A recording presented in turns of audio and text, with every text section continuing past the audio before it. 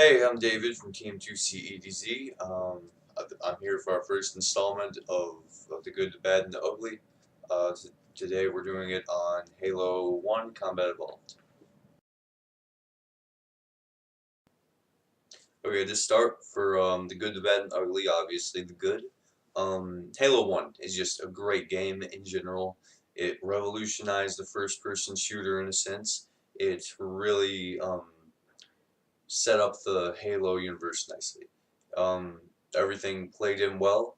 I really liked the combat. The combat was nice. Grenades, all of that. The switching weapons, it all flowed very well, especially for its time. Just like if we're talking about the original Halo 1. Um, it was just a good game. It was one of the few Halos where you actually liked the assault rifle. Well, most people liked the assault rifle in Halo 1. Um, One of my favorite parts is when you shove your hand into the captain's chest. Like that is freaky. The flood was introduced very well. It was really intense at first. Keyword at first. We'll talk about that a little more. Um, Good storyline. Yeah, great storyline. But you know that, so I'm not gonna get into the storyline. Um, just Cortana was cool. Master Chief was great. Okay, now for the bad. It was a great game. Don't want to bash it or anything. There were just a few flaws I didn't personally like. I've heard a few other people complain about it.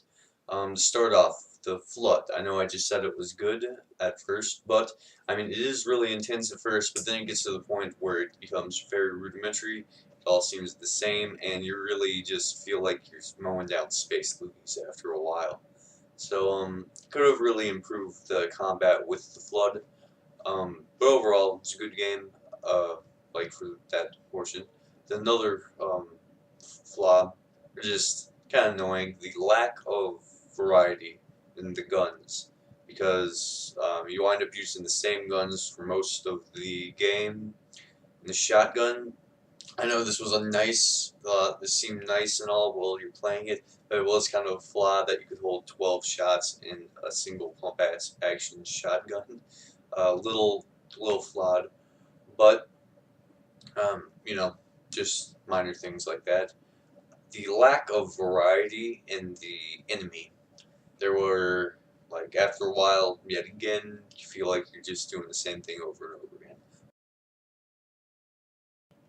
For the ugly, there's just the worst thing about it. It really wasn't that tremendous, but you really don't get a lot of information very quickly about the Halo rings or the Forerunners. You get dropped onto the Halo ring, and you're just fighting. You don't really understand the severity of what's happening first. You really don't get the magnitude of the destruction that it can cause. I mean, complete galaxies just destroyed by it. You really don't get that sense of urgency that you could have if you knew how devastating the Halo rings could be. Um, I mean, come on, they're the most powerful weapon on Earth, or not Earth, I should say, the universe. Then there's the Forerunners. They were built by the Forerunners, but like that's basically all that's mentioned about them. They don't go into great detail about anything about who are the Forerunners, what was their purpose. I felt it would have been a lot better if they had put in a little bit more background information. But overall, it was a good game. I liked it a lot. So that was the good, the bad, and the ugly. Tune in for next week's installment uh, of the good, the bad, and the ugly from Team 2CEDZ. Thanks for watching.